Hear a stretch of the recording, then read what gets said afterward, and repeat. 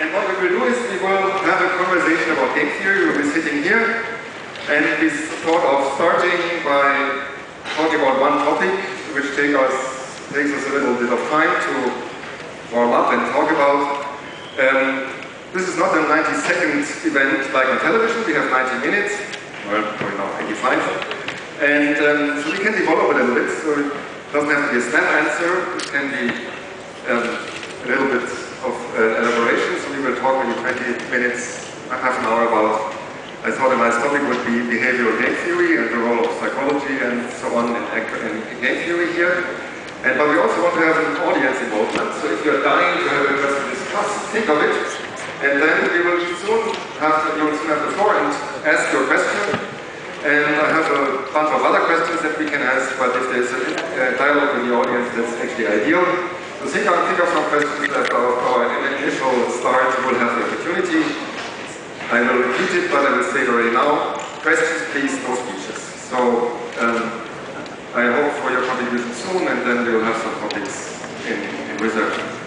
So I'll now start with our opening question, and this is about the role of, game theory as a realistic science. If you want to be not just normative, how people should behave, but a little bit descriptive of how they actually behave, you have to take into account how people behave in reality, and there have been some developments. Is there a dialogue with psychology already? Maybe Reinhard Selten should start, because he's one of the pioneers on behavioral economics. So, what do you see as the role of behavioral game theory for the field? In the beginning, game theory has been not behavioral, it was mostly about defining ideal rationality. Now these questions are by no means over. It remains still interesting questions, philosophical questions, how rationality should be defined in decision in game theory. And there are some important problems which are remaining in this area. For example, the question of the resolution of probabilities. Probabilities have a beginning and an end. Yeah? And then in between there is also some things appear which are relevant for utility, namely hopes and fears and so on, and also the planning difficulties. And these things have not yet been sufficiently discussed. And I recently have been convinced that that is necessary still to do for ideal rationality. It's also questions for behavioral economics. Behavioral economics is a very different field because it looks at the behavior of real people. And we want to get insight into this by experimental economics, experimental game theory, and we have already got a number of interesting results in this area, and I think this will occupy us very much in the next decades. It will not be easy to get a comprehensive picture of real behavior in game situations, but this is a long-run task, because here you cannot invent behavior, you have to do painstaking work of experiments and theory construction, explaining what happens there, and it will take us decades until we get something like a comprehensive understanding of what happens there.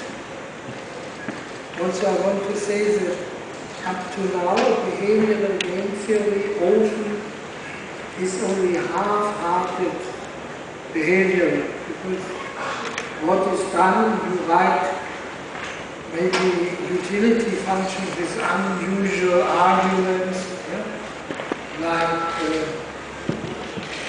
Felix quality aversion and so on, then go on as before, maximize. Also, sometimes you don't maximize expected utility, but unexpected utility, but that is not very different from expected utility, because what I really think is that one has to give up the idea that something is optimized. In my view, nothing is optimized. You have to see, to really explain the procedures which are used to find the answer to a decision or game problem by real people. And as far as I can say, in these procedures, there is no optimization in general. In very simple cases, there might be something like optimization, but in general, in more complex cases, there is nothing optimized. And the theories which proceed from some concept of optimality and then assert that this optimum will be reached by real decision makers begin to make actions at the wrong place. If you want to have actions, there should be on the procedure and not on the result. So this is my opinion. You're nodding, Roger, so you already have it. Let me say, I personally think well of myself, and I know I don't live my own life rationally, so I'm not under any illusion that any of us is an excellent approximation to ideal rationality, although allow other people to excuse themselves from that image. But it's a question of what's worked with it. What game theory has developed as the calculus of rationality, and Reinhardt has done some of the most important work in helping to define what is ideal rationality, and the questions of interaction between ideally rational individuals are non-trivial questions. They are the first questions of our field, and our field can grow and develop in different directions. There is important. I know that Reinhardt sees, and I believe absolutely correctly, that there's important work for him to do now on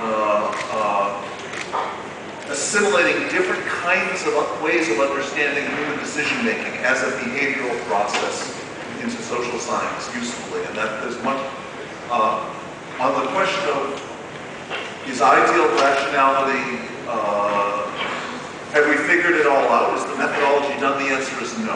There are still some important questions of that kind of part of game theory. Are there still important ways?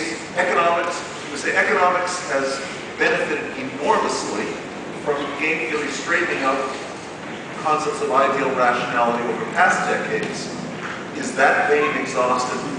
I believe not. I've been a lifetime worth of work for most of us in this room. If we're interpreting our mission narrowly in that direction, let me say, to give us one specific, here in 2012, we're in the middle of a prolonged macro financial crisis in Europe and America and throughout the world. Some people, including Paul Krugman, who's a great theorist that knows more macroeconomics than I do, he says that when he's listing the future, where he says behavioral economics, that's one of the things that's got. I am absolutely convinced, even though Paul Krugman, who knows more than me, sees it differently, that the contributions of game theoretic reasoning to macroeconomic theory are far from exhausted and may indeed be what in future decades people will say were the critical things that people still had to learn about the basis of macro policy. If you go back to John Maynard Keynes' general theory, and you go straight to the index and go to P for psychology, and you look up where he uses the word psychology, you'll find he talks about labor management bargaining as psychological. He talks about the formation of expectations as being psychological. Things which we have since come up with rational choice models that we also think were rather useful. Rational expectations modeling of financial expectations. The Nash bargaining solution as a model of bargaining which are used in macro theory today. So before we call it just psychological, meaning we don't yet know how to handle it, I think there's a lot to be done with rational choice modeling as well. There's plenty of good work for us to do in that direction as well. Yes. Let me first endorse what Roger said when it comes to the financial crisis that we have endured these past few years. I happen to be a great believer in behavioral work and the lessons that economics and game theory should draw from behavioral work. But I think there's a strong case that we can understand what has happened these last 2 years using entirely conventional economics and game theory.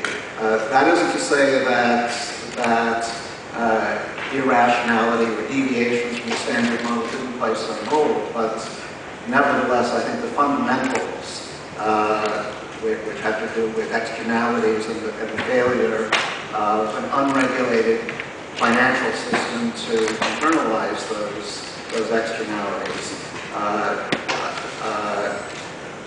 The fundamentals can be understood using fairly conventional but modern economics. Now, when it comes to what we should be doing with behavioral evidence, there I think one answer is that we've already been doing a lot. That is, there are some well-documented anomalies, deviations from the standard model that we have from experimental work and field work. And for each of these anomalies, we have a corresponding theory. In fact, in many cases, for the same phenomenon, we have multiple theories. And at this point, there are a dozen or so standard anomalies, and there are 24 corresponding theories. So the problem is not that game theory and economics are ignoring the behavioral evidence. On the contrary, there is an embarrassment of riches on the theoretical side, and I think one of the tasks for future years is to try to pare down this theoretical thicket. If we tried to build a single model which incorporated all of the anomalies that we've been able to document, it would be completely unmanageable given the current theoretical state of affairs. But perhaps in 10 years from now, we will have the same economy of behavioral assumptions that has made standard game theory, standard economics such a powerful tool. The fact that you can derive so much from making so few assumptions. John, what do you think about behavior as an important point of game theory? I am associated from earliest time in my involvement in game theory with rational ideas, concepts. I mean, you can describe an equilibrium point in terms of rational ideas in a technical sense. Each player is doing a rational maximization in terms of his own strategy is optimal in a rational sense, presuming what the other players are doing. So this is a rational concept. On the other hand, I know there are more complex situations for behavior and for competing behavior, and I have learned to appreciate experiments and the value of them in the theoretical concepts which might be based on rationality, presumably it could be, but when the predictions are not reliable or maybe don't exist, then you can do some experiments and find out what really happens, at least to some extent, and depending on how good the experiments sort of reach a final limiting stage or however they approximate some type of behavior. There may be another type of optimality that you haven't foreseen, some way that would guide behavior. So what would be the role of these experiments? I mean, you're saying you would encourage experiments, but why? I mean, to find out what the utility function of the players is, or one could even compare it with theoretical physics. You can have a lot of theory that says that there's Higgs boson exists, or there's strings exist. But until you do some sort of experiment that relates to that, you don't know that it's very different. Now they know there's something exists in the Higgs boson area, as far as I understand it.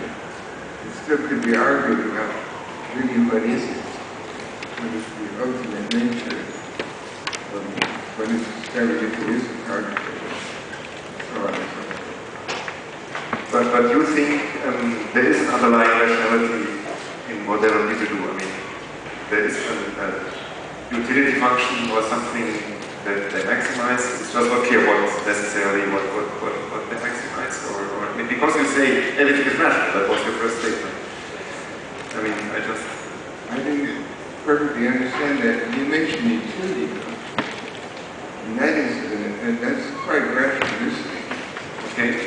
In fact, it's sort of been questionable in the beginning.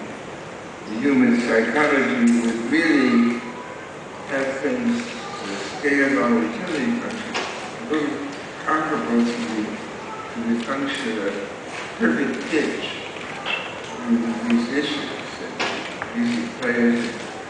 Some have perfect pitch, some do not have perfect pitch, and they can be very well regarded musical people.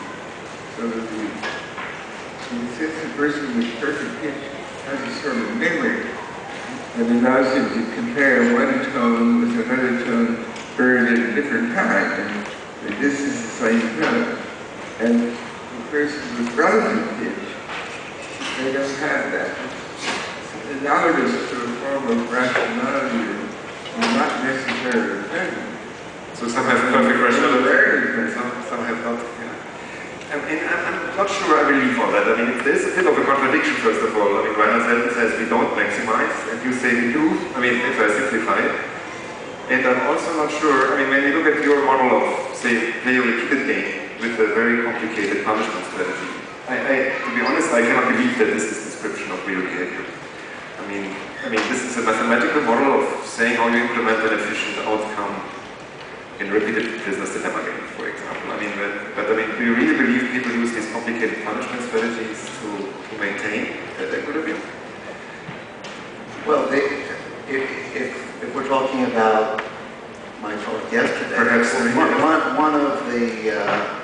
one of the predictions of that theory was that, in fact, although the mechanism, the evolutionary mechanism, may be quite complicated, the individual behaviors that emerge from that mechanism can be remarkably simple. So for example, in the version of the prisoner's dilemma that I was talking about yesterday, it turns out that an extremely simple strategy, a strategy which just involves remembering what players did last time, will end up surviving in the long run. In fact, it's about the only strategy that will end up surviving in the long run. Just because the model is complicated doesn't necessarily mean that the behavior that emerges from it is complicated. So do we have a consensus now that says game theory describes already what we behavior suitably? It is a good tool in the classical sense. I mean, maybe that's not a good question. I don't think any of us were satisfied with the current state, but at least some of us were optimistic that in the coming years it will improve in the right directions. I think our goal is not the goal. A primary goal may not simply be describe human behavior. Describing human behavior is a big, complicated phenomenon. I think a very important part of the core goal of let's say economics is to develop analytical tools to be used for discussion of analysis of reform of institutions.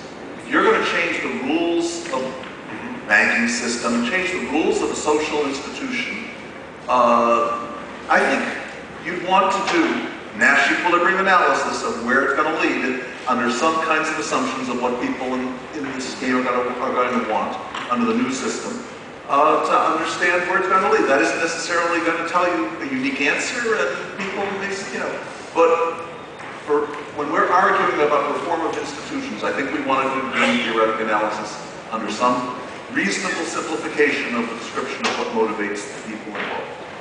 And that's a huge triumph of game theory that it's useful for such applied work. And that's not saying that you can use game theory to say what I'm going to have for breakfast tomorrow, but my question is more: is game theory not suffering from being too idealistic?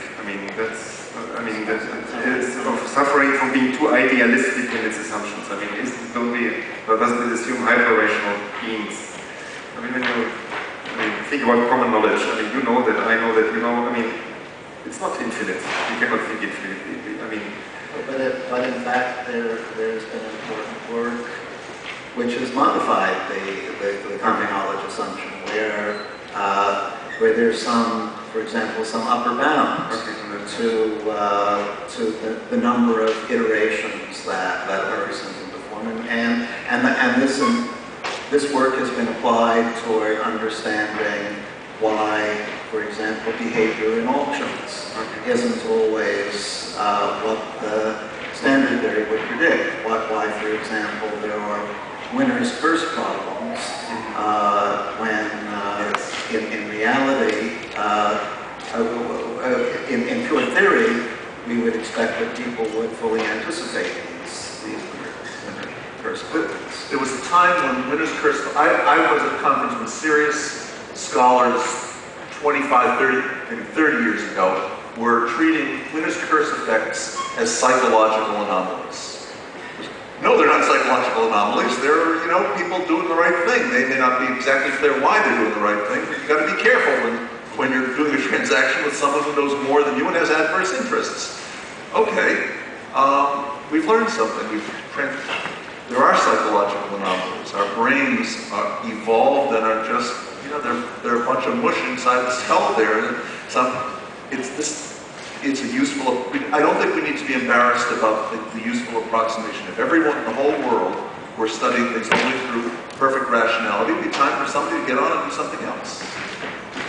This is a very useful abstraction. You can only understand the world through simplifying abstractions. Yes? So it might be interesting just in terms of the current events.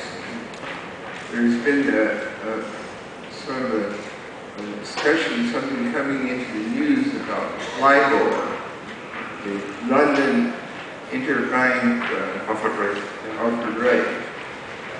This is a matter of interest rates charged by banks for loans, but these are very prime loans where the big bank can be borrowing from another big bank.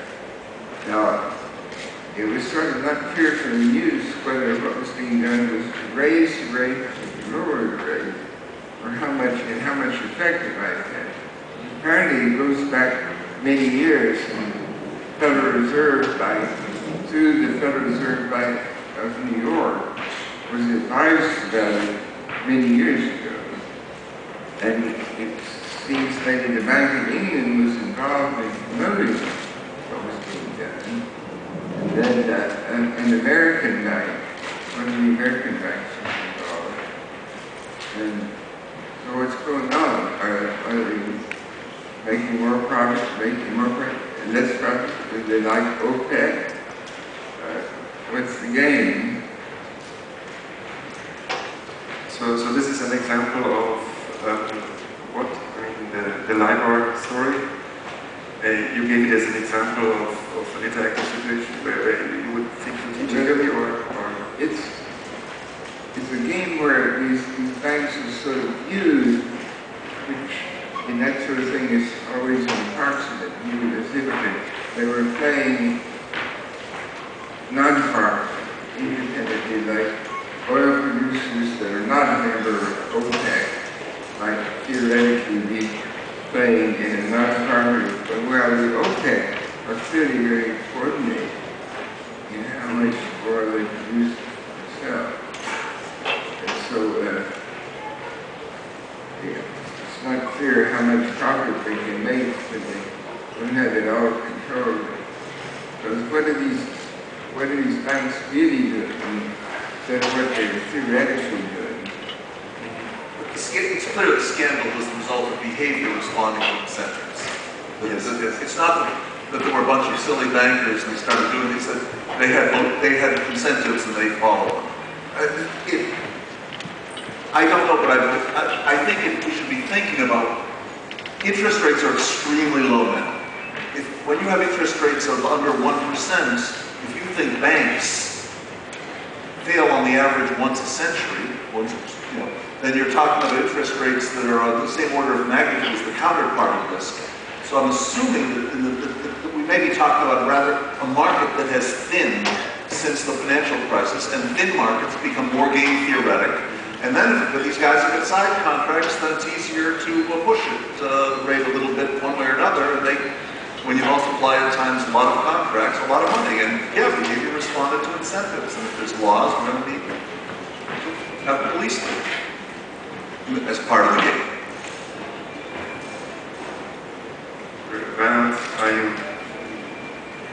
share the optimism of your colleagues about rational behavior.